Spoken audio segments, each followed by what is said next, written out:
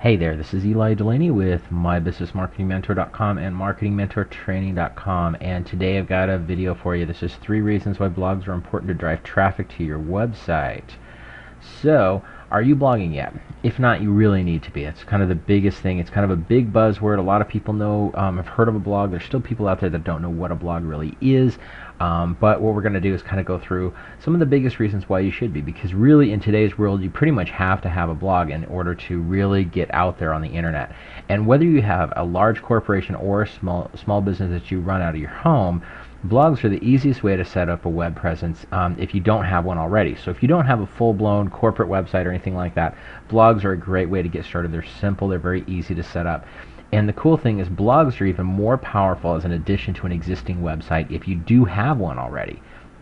And the thing is that I still hear it from most people is, I don't get it. I don't have that much to say. I really don't know what I should be talking about on a blog, and a blog is one of those things I'm going to have to maintain and update on a regular basis. And you know what? You're right. But and there, kind of go along with this is I don't know, I don't want to do that, or it's just too much work. These are some of the things that I hear from business owners all the time. And really, the hardest thing with that is the fact that it's just kind of a fact. It's something that you really do need to do if you really want to get yourself out there. Well, if you want to get your name out there more, get more prospects, get more customers, and provide better customer service to your existing customers, then a blog is the easiest way to do all of these things and more. And that's what it really boils down to. So why is it that blogs are so powerful? A lot of people just don't really get what they are. And why should you have one? Well, let me count the ways. First off, blog posts are like pages on your website. So think about that. If you got, when you build a static website, you have a number of pages that are all static. Let's say your website is, say, 5 pages or maybe 10 pages. Let's go ahead and go with the 10 pages. And the thing is that they don't really change much. Once you put your copy and your text and pictures and everything up there and you build those 10 pages, there's not really a whole lot to change unless you change products and services or change, awards that you've gotten if you want to add that to your about page or things like that. But they really don't change too much. Now, once the search engines have gotten to them and got them indexed, there really isn't really much else for them to find. So once they're done, they're done. There isn't a whole lot to change in there. And this doesn't make them come back and re-index your website. And that's the kicker with search engines is they want to come back and see if you got new, fresh stuff. And once you update something, then it's going to go through and it's going to update that in its database, and it's going to play around with where your position on the search engines are. Now, blogs, on the other hand, are dynamic, meaning when you add new content, you're adding new content to them all the time. And that's really the point behind it. And what I really wanted you to think about here is the numbers game. Even if you only blog once a month, if nothing else, if just that alone gives you 50 pages or 52 pages of food for the search engines. So every week you're adding a new page for search engines to find stuff. Now, the more you post, the more search engines learn to come back and re-index your site more often, because what happens is when they come to your website, they see that you've updated something. They're like, okay, well, they're starting to do some updates here. We should probably come back more often and see if they've got new stuff. The more you update, the more they start coming back more often. We actually have one site that's actually got, Google coming back every half an hour. Now, here's my question for you: is would you rather have 10 pages of stuff that Google can find, or 52 pages of stuff that Google can find? And just imagine if you were to blog once a week, and you had 10 pages that were static pages on your normal everyday website, just like you had to begin with, but you added a blog and you blogged once a week. At the end of the year, how much content would you have? You'd have 62 pages of stuff for Google to find. That's where the power starts coming in. So the more that you have out there, the more likely Google's going to raise your rankings. Now, blogs also provide a communication with customers and prospects.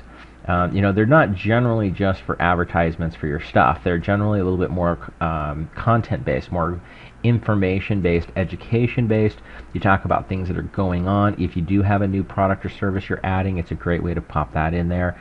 But it's not just pitching your stuff. It's about providing content for people, and that's what you really want to think about.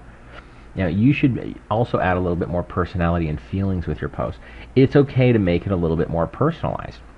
Generally, blogs are actually a lot more first person, and a lot of times they're written by somebody, and that person's author information is put in there also, because what happens is when people read that information, they want to feel a connection to somebody, and that's where that starts to come into play. It's almost like you're telling a story or talking to someone in a conversation as opposed to some static corporate mumbo jumbo type of stuff. That's what you really want to start thinking about with this. And it adds more personal feeling to the post. That's really the kicker with how this really works. You know, prospects, customers alike will feel more in tune with who you are, and they feel like they know you more. And the more they start to know you, the more they start to feel like they can trust you, the more they're going to be more likely to actually buy from you. Remember, people buy from people, not companies. The company itself doesn't really matter as much as the relationships with the people.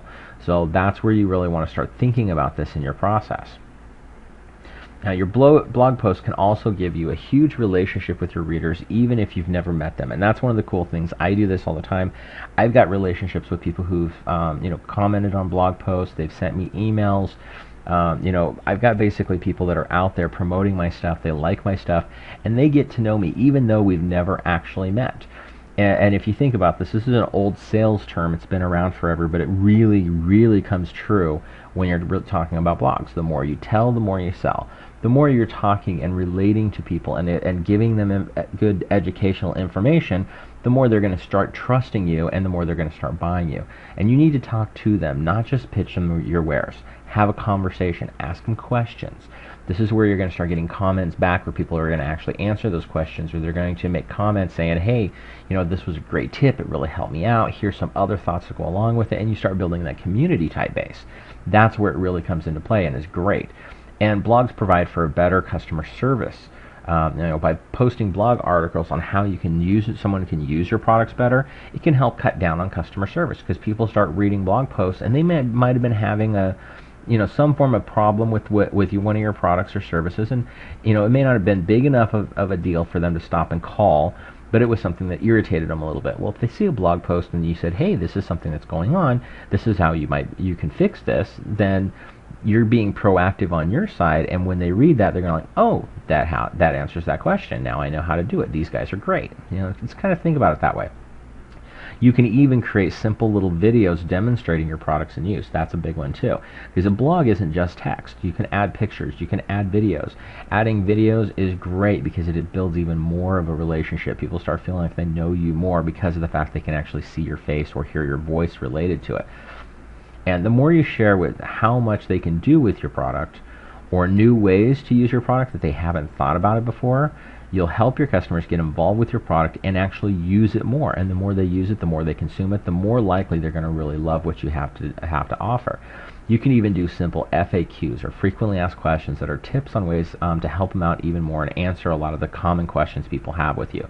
Now, this is just the tip of the iceberg on what you should be using blogs for in your business. This is just a couple of little ideas. And it doesn't matter what type of business you have, blogs are an easy way to get more customers, increase your customer service, and get a lot more traffic to your website, all in one. These are the reasons why you should be having a blog on your website. So I really hope you enjoyed this video. Hopefully this was helpful for you. Do you want to learn the power that the internet can have in your business to bring you more new customers than you ever imagined? See how you can learn how you can take advantage of the greatest and most hidden secrets to marketing your business online. Visit our website at marketingmentortraining.com/myo-details. This is something that I really want to show you. It goes into a lot more detail.